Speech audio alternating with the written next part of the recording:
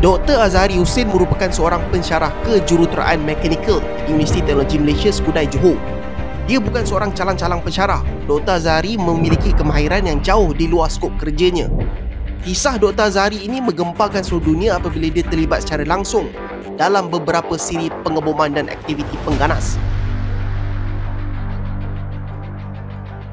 Dia mula menyertai gerakan Jemaah Islamiah di sekitar tahun 80-an. Jemaah Islamiah ini sebenarnya merupakan gerakan sepihan daripada gerakan asal yang dikenali sebagai Darul Islam. Darul Islam ditubuhkan di Indonesia pada tahun 40-an dengan tujuan asal untuk mendirikan negara Islam Indonesia, kata mereka dan corak mereka. Gerakan Darul Islam ini ingin merebut tampuk pemerintahan Indonesia. Cubaan mereka untuk membunuh Presiden Soekarno gagal. Kebanyakan pemimpin Darul Islam telah dihukum mati.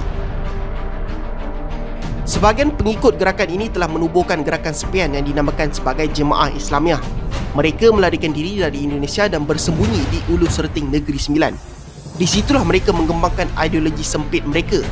Gerakan ini kemudian berpindah markas ke kawasan Johor. Usaha merekrut diperhebatkan di situ. Golongan fanatik agama Indonesia ini merekrut golongan bijak pandai dari Malaysia termasuk pelajar dan pensyarah. Hal ini kerana golongan terpelajar ini mahir dalam bidang tertentu untuk memudahkan mereka mencapai aspirasi mereka. Untuk mengaburi pihak berkuasa Malaysia daripada menghidu gerakan ini, Jemaah Islamiah menggunakan elemen agama dalam usaha merekrut. Puak ini menjalankan aktiviti usrah dan menggunakan agama sebagai wadah memisongkan fahaman umum. Mereka menjanjikan pelbagai kepercayaan mengarut dan menyuntik pengikut untuk melakukan perbuatan ekstremis, tak kira apa cara sekalipun untuk mencapai niat dan cita-cita politik mereka. Mereka menyuruh pengikut untuk berbai'ah dan bersumpah setia kepada ketua mereka. Antara yang terjebak dan terpengaruh dengan gerakan Jemaah Islamiah ialah Dr. Azhari Hussein. Dia telah pergi ke markas Al-Qaeda di Afghanistan dan dikatakan berjumpa sendiri dengan Osama bin Laden. Di situ, Dr. Azhari terlibat dalam latihan ketenteraan dan ekstremis. Kemahiran Dr. Azhari terserlah apabila beliau mampu mengadun ramuan dan menghasilkan bahan letupan. Kemahiran Dr. Azhari ini dimanfaatkan sepenuhnya oleh puak Al-Qaeda dengan menyuruh Dr. Azhari untuk melatih dan mengajar anggota militer lain dalam bidang letupan. Hasilnya, sekumpulan puak Al-Qaeda telah berjaya mengebom kapal perang US di pelabuhan Yaman. Pada asalnya, gerakan Jemaah Islamiah Asia Tenggara ini menggunakan pendekatan sederhana, tetapi selepas berhubung dengan Al-Qaeda di Timur Tengah, mereka menyarankan Jemaah Islamiah untuk melibatkan orang awam dan mengatakan bahawa collateral damage ataupun kematian orang awam boleh dijustifikasikan dalam perjuangan jihad. Dr. Azhari juga dikatakan mendapat dana terus daripada Osama bin Laden. Pada 12 Oktober 2002, bom buatan Dr. Azhari telah digunakan untuk mengebom kelab malam dan pusat hiburan di Bali. 202 orang awam disahkan mati. Radius letupan dan kerosakan yang terhasil daripada bom buatan Dr. Azhari ini telah mengejutkan dunia dan pakar letupan.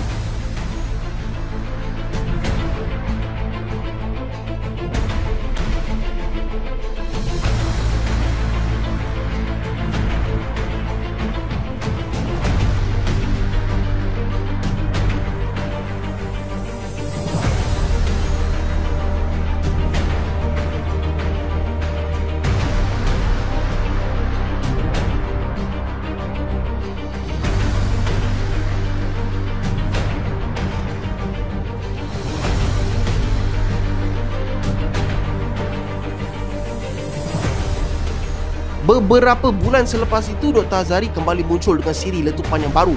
Beliau telah terlibat secara langsung dalam pengeboman Hotel JW Marriott di Jakarta pada 5 Ogos 2003. 12 orang awam maut.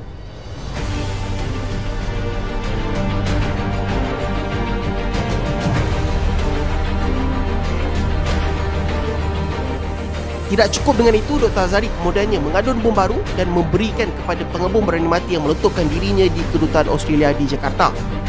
12 mati manakala 180 yang lain cedera.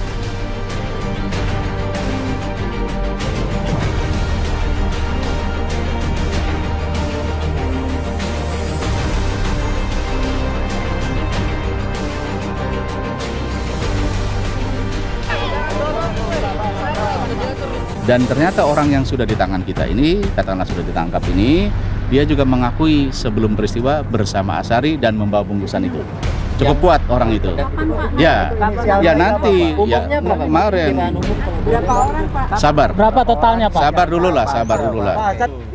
Ya sabar. Sekali lagi, ancaman terorisme dengan bom belum akan berhenti. Kemungkinan masih ada. Saya masih bisa mengatakan mungkin akan bisa agak berhenti kalau dugaan kita sekarang si pembuat bom yang paling ahli ini adalah Dr. Azhari.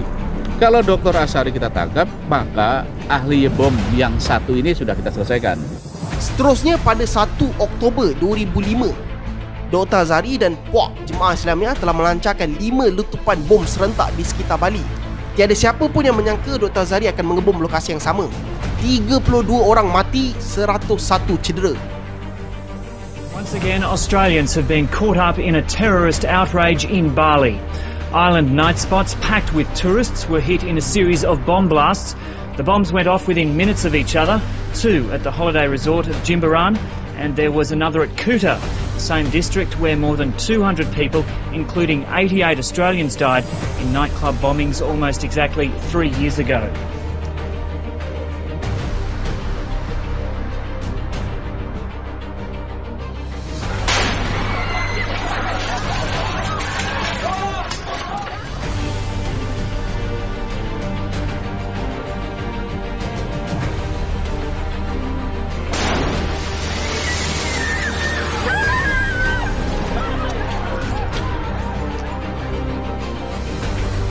Pada 9 November 2005, Polis Indonesia telah melancarkan gerakan mencari besar-besaran untuk menjejaki Dr. Azhari.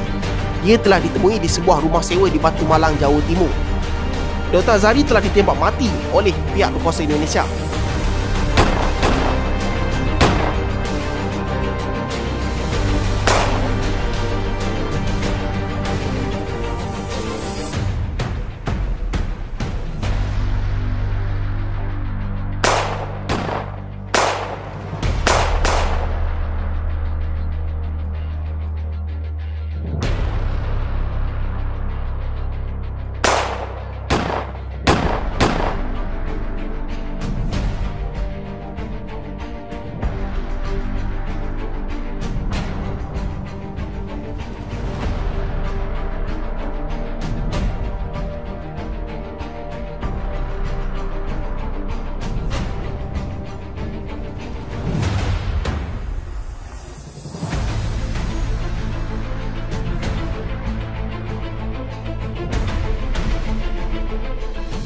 Identiti jasad Dr. Azhari telah disahkan oleh ahli keluarga dan dikebumikan di Malaysia. Saya mewakili ahli keluarga dengan rendah diri ingin memohon seikhlasnya kemaafan dari rakyat Indonesia. Jadi kita ini Malaysia sama Indonesia ini sebenarnya serumput. Sewajarnya perkara ini tidak berlaku ya, tapi kerana sudah berlaku, kami dengan ikhlas memohon benar-benar keampunan dari semua ya rakyat Indonesia dan minta didoakan agar jenazah Dr. Azhari itu kesilapannya diampunkan.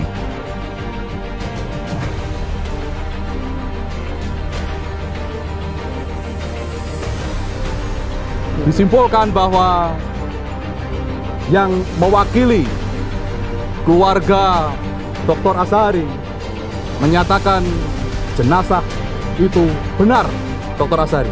Dengan adanya mati dia bunuh diri, masa kurang puas sih belum Mas. Jadi ya kita sebagai keamanan ya ada baiknya juga sih demi lingkungan tempat penjagaan. Tapi pribadi kita juga sama ya gitu ya. Cuman kurang merasa puas aja gitu. Seharusnya dihukum dulu.